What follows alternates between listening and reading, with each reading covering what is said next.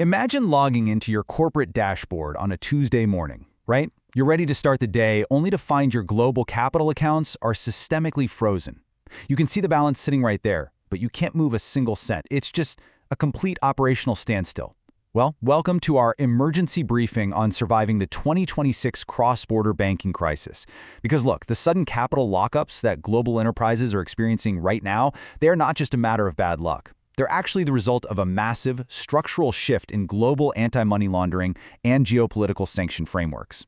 So in this explainer, we're going to break down exactly what is happening behind the scenes and, more importantly, how you can strategically re-architect your business to survive and honestly thrive in this new high-friction environment. Let's dive in. Now, take a look at this giant zero. It literally represents the absolute value of your global business efficiencies right now if you're missing one absolutely foundational element: compliance security. You know, for years, businesses are prioritized speed, multiple currency support, rock-bottom transaction fees when choosing their financial routing. And hey, that made sense. But in the 2026 regulatory environment, without absolute bulletproof compliance security, all of those efficiencies instantly drop to zero. Because think about it, a low-fee transaction is completely worthless if the funds are permanently trapped in a frozen account. So in this explainer, we are basically going to completely flip the traditional banking mindset on its head and show you why prioritizing survival and compliance is genuinely the only way to keep your operations moving. For a really long time, the global standard was what we call the Swiss Army knife approach. Many leaders actually prided themselves on having this highly streamlined structure, right?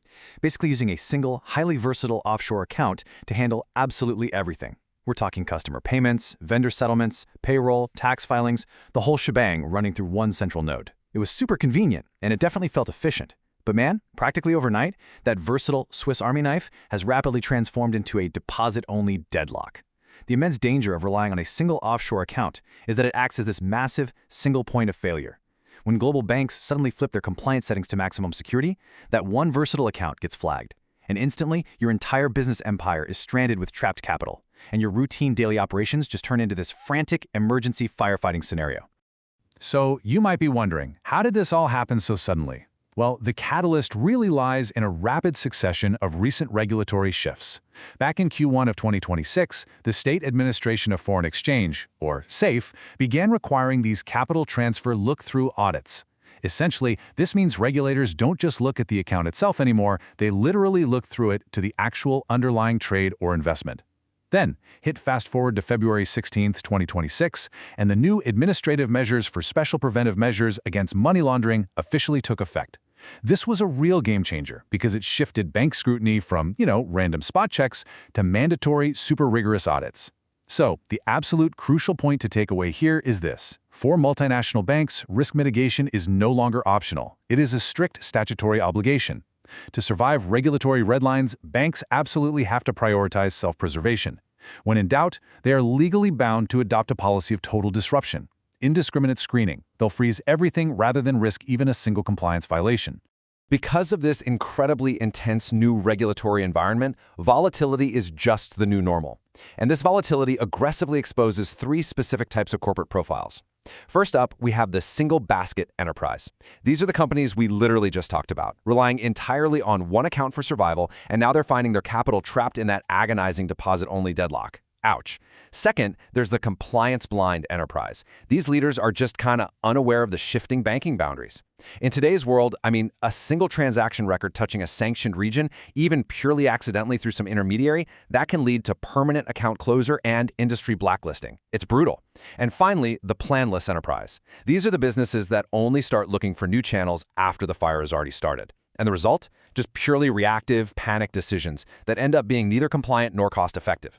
Okay, so to navigate this mess, we really need to adopt this brilliant core philosophy from the EZIPD think tank. It goes, security is the one, efficiency is the zero. This is absolutely the fundamental hierarchy of modern cross-border business logic. Think of it kind of like a mathematical equation. Security is that foundational number one at the very front. Efficiency, your transaction speeds, your super low fee rates, your multi-currency agility, all those things are just the zeros that follow. If you have the one secured, every zero you add multiplies your overall value, right? 10, 100, 1,000. But if you remove the one, if you lose your compliance security and your account gets frozen, well, all you're left with is a string of zeros. Total value? Zero. So how do we actually fix this? How do we go about building that totally unbreakable one? Well, as we've seen, putting all your eggs in one basket is fatal. And having just two accounts, sure, that solves the backup problem, but it completely ignores the massive need for compliance isolation when you're dealing with really complex funds. The ultimate solution, engineered by EZIPD, is what we call the triple account survival matrix. It is the exact step-by-step architectural blueprint required to survive the hostile 2026 banking landscape.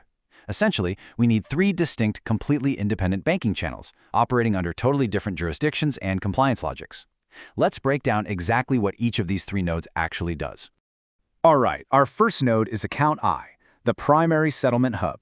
You can think of this as your main artery. This is really the cornerstone of your profit and your daily operations. It handles your routine, high-volume, straightforward flows. We're talking clean customer payments, standard vendor settlements, official tax filings. Now, the selection strategy here is absolutely vital. You must choose this account based strictly on its compliance strength and its ultimate survival rate, not just because it offers the lowest transaction fees, okay?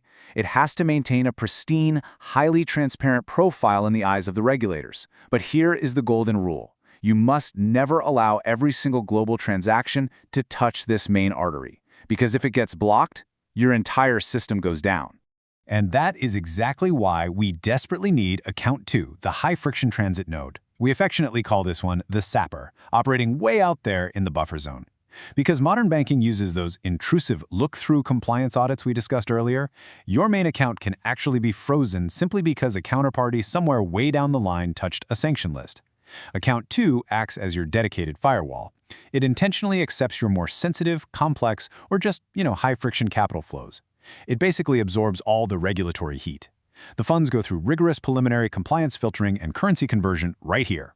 Only after those funds are totally scrubbed and verified as 100% clean do they ever transition over to your main artery.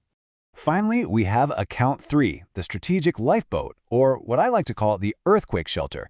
The brutal, honest lesson of the 2026 crisis is that compliance tightening is a permanent trend. It's not just a temporary glitch. A channel that looks perfectly clear today might literally be locked down tomorrow. So Account III remains semi-dormant, just waiting patiently in the wings. Crucially, though, it must be established in a completely different banking system or financial group than your primary hub. Its sole purpose in life is business continuity. If Account I or II suddenly hits a regulatory red line and falls into that terrifying deposit-only island scenario we talked about, Account III can be activated to take over the entire system instantly, guaranteeing your business literally doesn't miss a beat. So let's step back and look at how these three accounts actually operate together organically as one unified system. Step 1. Any complex or potentially sensitive capital flows enter Account II. This perfectly protects your core business while the funds undergo that strict compliance filtering. Step 2. Once the funds are verified as totally clean, they transition super smoothly to Account I, the main artery, safely funding your routine daily operations. And Step 3, all the while Account III is just standing by. If either Account I or II gets compromised by some sudden regulatory shift, boom, Account III activates instantly. It's honestly a beautiful setup. This matrix perfectly balances your daily operational efficiency with just absolute, unshakable survival. Now notice the incredibly stark contrast in methodologies here. In the old days, companies relied heavily on a static agency model. Basically, you hired an agency, they opened one single account for you, and poof, their service ended. It was entirely reactive. If something broke, well, you were completely on your own. Contrast that with the EZIPD dynamic routing matrix. EZIPD fundamentally understands that simply possessing a static account is no longer enough because bank risk appetites are constantly shifting. The dynamic matrix provides you with multiple, pre-vetted backup routes. It utilizes this amazing AI-driven banking intelligence radar that's constantly monitoring global clearing networks for compliance surges. So it essentially allows you to proactively switch routes way before a freeze ever even happens. And really, that brings us to the core value of this entire approach: certainty against sudden failure. In an era of immense turbulence, you aren't just opening bank accounts anymore. You are investing in a highly dynamic survival system. EZIPD utilizes multilateral banking intelligence to provide a true all-weather early warning system. The goal here isn't to frantically scramble for a new channel after a crisis occurs.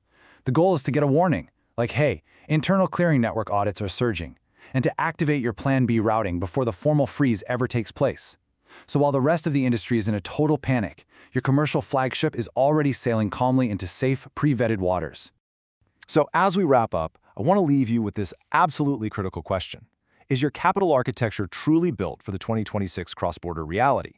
Because look, if your global empire still relies on just one or two vulnerable nodes, you are operating in a state of extremely high exposure. The era of the single Swiss Army knife account? Yeah, that's completely over. Security is the one, efficiency is just the zeros that follow. It is definitely time to take a serious look and audit your single points of failure. Consider deploying a dynamic routing matrix to reclaim absolute dominance over your global capital flows. Thank you so much for joining me for this explainer. Really, take a hard look at your architecture today and ensure you are absolutely ready for whatever tomorrow brings.